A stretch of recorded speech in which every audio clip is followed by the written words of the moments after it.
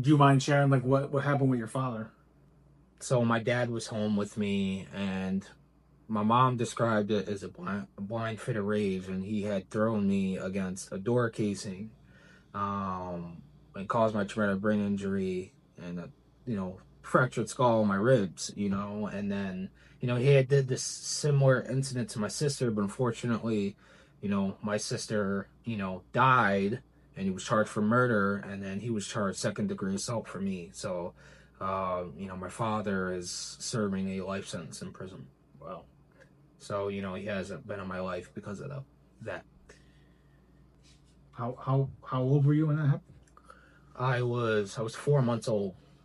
That's wild. How old was your sister? She was about the same age. She would probably be my age right now as well. Yeah. I don't know. Did we say your mom? Like how long ago did she pass away?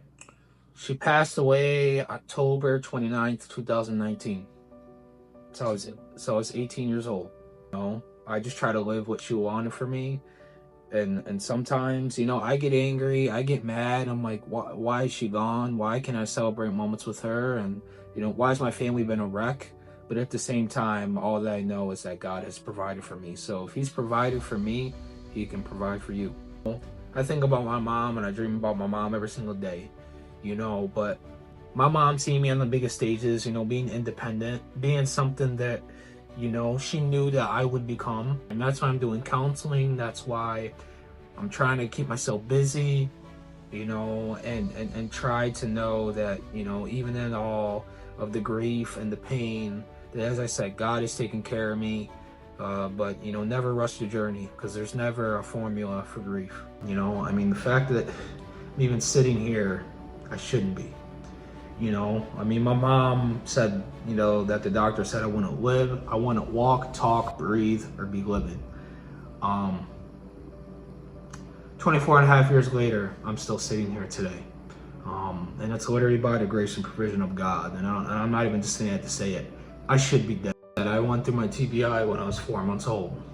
But I did have some effects, because, when the brain gets injured, there's some effects that the brain has. Like, when the brain is disrupted, you learn a lot of things later, or your brain can't process. Like, I remember a lot of times when I was younger, even a teenager, in many different ways growing up, and didn't pick up things as easily. But now I would say it's still tough because I'm still in that process with my TBI and figuring things out. But, I would say that God's healed me to the element that, because they say more than half of TBI patients aren't supposed to be independently.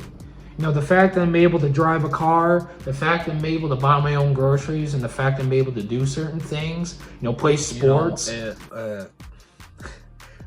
Still today, I don't even know, how sometimes I'm able to move forward, because there's days I get so angry, I'm so mad about what I've been through in my past and just stuff like that. But the one thing I would say that has gotten me through, and I know it may sound cliche, but it is literally, the provision of Christ, him providing people into my life in different seasons. I've had people come and go along the way, which is tough, but God is taking care of me in those times, and just having the motivation and the determination to be able to recreate something different for my life and for my legacy and my family, and to be able to just try to be an inspiration to people. I want my story to be able to impact people, and to know that what I've been through is hard, and there's people that may not feel like they can make it because they've gone through worse or similar things, but all I can say is that, don't give up, don't give in, and know, that there's a God out there. Trust me, I have my hard days. I would just start off by, just simply praying to God.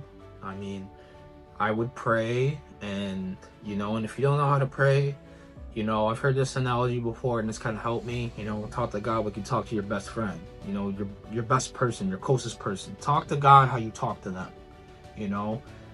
God's just not this magical being, and he's like the genie from Aladdin, gives you 3 wishes and he's gone. No, he's there.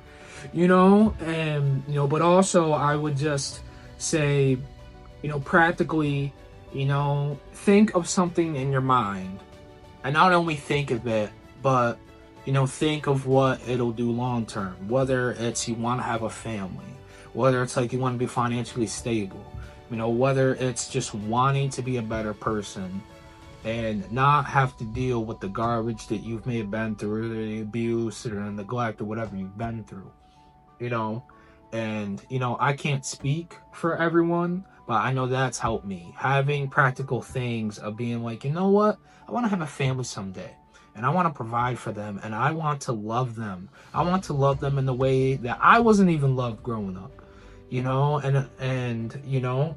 just having things where you're able to implement things. What I am a big believer in too is having a legacy.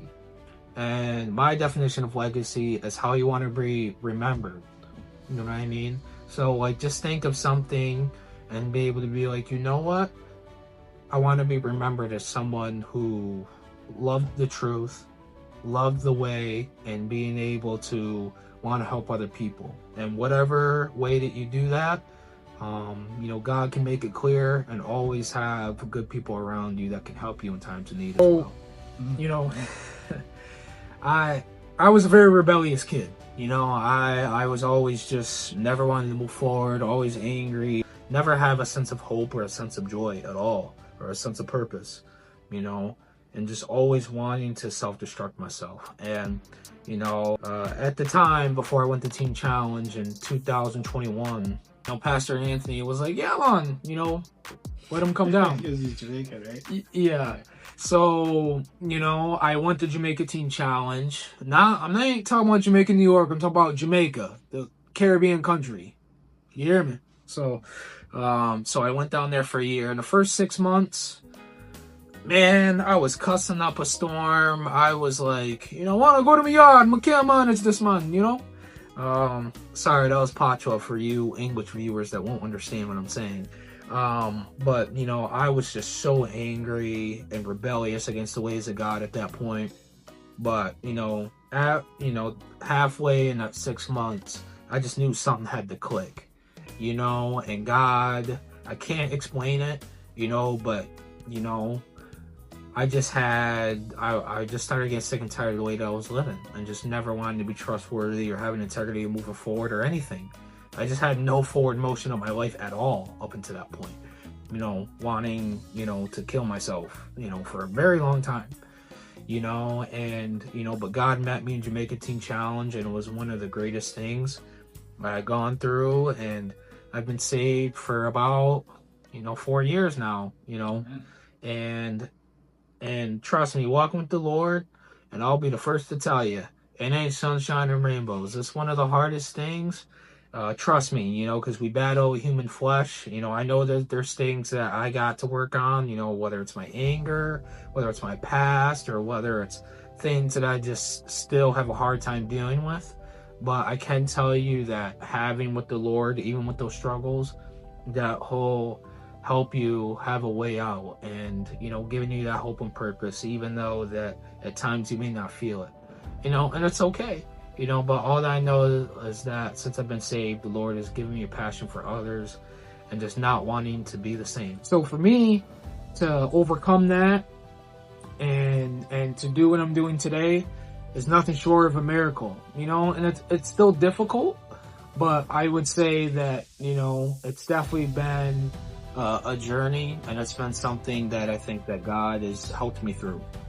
Never give in, Never give in, never give up, because the reality is life hits you in the face, and life is hard. Life is not easy for any human being. I know for me in my life, I've gone through so many things that not even people could even comprehend and understand.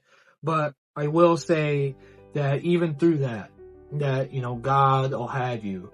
And, and even if you don't have a physical family, God will provide family for you, because He's done that for me. And, so, never let people doubt you, never let people discourage you. Just stay connected, have discernment, and just never give up, and just keep on fighting. Nice. Moving forward every day. Amen. That's my favorite. Never give up. Never give up. You know, when someone ever tells you to rush grief, don't do it.